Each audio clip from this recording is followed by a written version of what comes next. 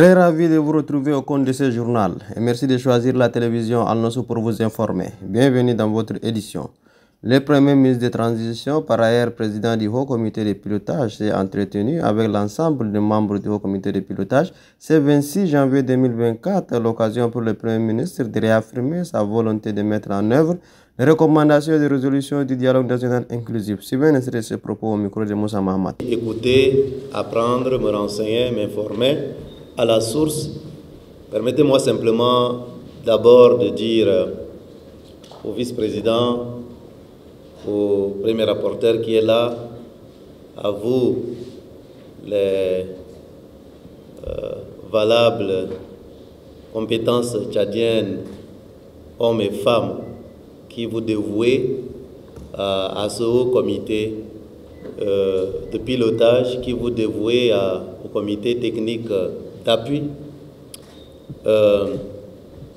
qui vous dévouez à quelque chose pour lequel vous voulez du meilleur, tout en reconnaissant même que au moins 30% de ces résolutions du DNIS, s'il fallait les réécrire, on allait les écrire différemment probablement, pour éviter les confusions.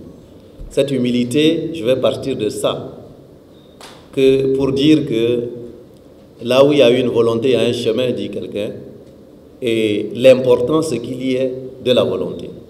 Et je peux lire dans ces différents rapports qui ont été présentés, dans ces différentes analyses qui ont été faites, qu'il y a une volonté. On n'attend pas de nous d'être des dieux et donc d'atteindre la perfection totale. Même si on réorganisait le dialogue national inclusif et souverain aujourd'hui, même ceux qui étaient là-bas dans les participants vont proposer de nouvelles reformulations, je dirais, au dialogue national inclusif et souverain. Et pourtant, nous sommes engagés totalement et pleinement pour les appliquer en gardant à l'esprit cette humanité-là. J'ai lu dans votre règlement intérieur et tout ça que tout s'est inspiré de la charte. La charte n'existe plus, il y a la Constitution. Qui peut le plus peut le moins. La Constitution, c'est le plus, la charte, c'est le moins. La mission du Haut Comité de pilotage, c'est de rendre compte au chef de l'exécutif, le président de la République, qui est le garant de tout ça. Et dans son discours à la fin de l'année 2023, il a dit qu'il mettait en place un nouveau gouvernement face aux nouveaux défis et aux nouvelles exigences de notre peuple.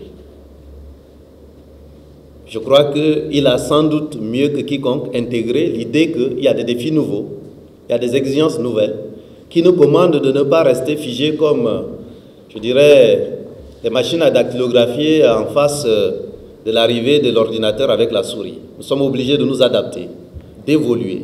C'est comme ça que nous allons rendre clairement, je dirais, concret cette vision qui a été exprimée. S'il y a un nouveau gouvernement à la tête duquel j'ai été appelé, c'est à la suite d'un discours qui a reconnu l'urgence d'intégrer des choses nouvelles face à des défis nouveaux dans un contexte nouveau, sans altérer l'essentiel, le bon sens, les excellentes propositions qui ont été faites par rapport à, je dirais, aux résolutions qui ont été adoptées au dialogue national inclusif et souverain. Donc je voudrais vous inviter à, collectivement, une année aussi d'engagement renouvelé. Certains d'entre vous peut-être diraient qu'ils ont déjà beaucoup donné. Quand j'entends parler de 4 mois, 5 mois de manque d'indemnité, évidemment que si on fait la photographie de ça, ça peut décourager. Mais je sais aussi que parmi vous, il y a des administrateurs chevronnés qui ont souvent roulé leur bosse depuis des années au service de notre pays sans forcément en attendre rétribution davantage pécuniaire. Donc, ce que nous pouvons faire ensemble, nous allons le faire. Je crois que vous avez commencé vous-même à anticiper cela. Le budget 2024 a prévu 3,6 milliards de francs CFA pour venir en appui de tout cela.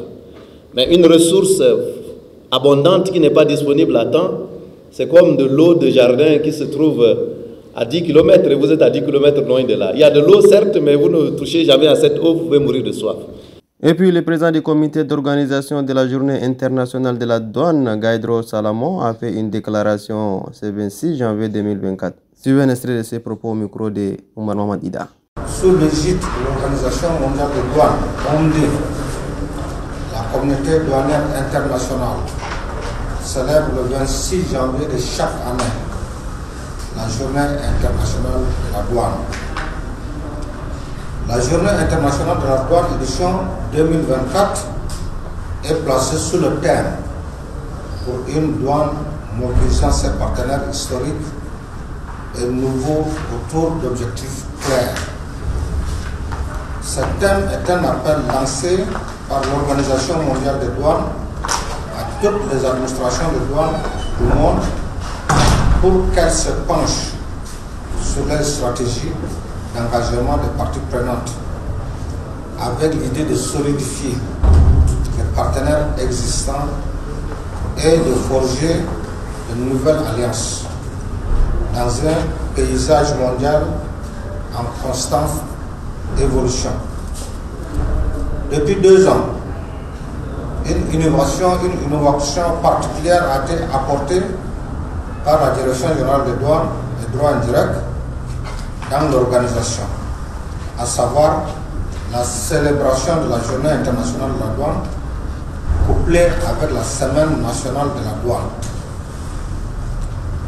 La célébration de la Journée internationale de la douane édition 2024 a été rendue possible grâce à la disponibilité et à l'implication personnelle de M. le directeur général de douane et droits indirects, que je tiens à remercier ici au nom de tous les agents de douane.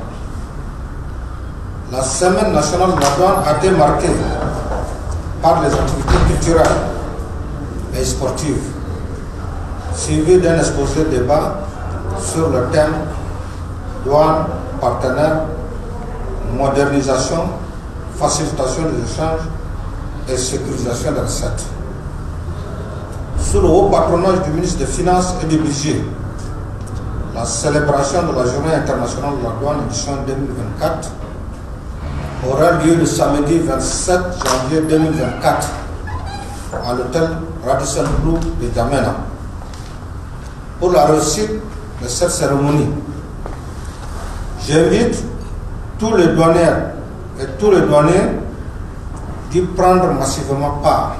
Et puis, une équipe de la radio et télévision annonce s'est rendue au marché des Diguel dans la commune du 8e arrondissement pour constater l'état de l'hygiène du marché. Suivez le reportage de Omar Mohamed Ida. Ici, nous sommes au marché de Diguel dans la commune du 8e arrondissement où un tour nous a permis de constater la vente des différents produits alimentaires dans les conditions propres. Juste à côté de ces produits vendus, l'on constate le dépôt des tas d'ordures qui peuvent contenir les bactéries et les microbes qui pourront se jeter sur les aliments que nous consommons, provoquant ainsi les maladies sur notre santé. D'après quelques consommateurs que nous les avons interrogés, disent que la propriété du marché est une affaire de tout le monde. Comme le dit un adage populaire, la propriété chasse les maladies. À cela, la mairie, les commerçants ainsi que les consommateurs sont interpellés à assurer la propriété du dit marché pour une santé sainte de tous. Pour cette édition, merci de l'avoir suivi. Au revoir, à demain, Inch'Allah.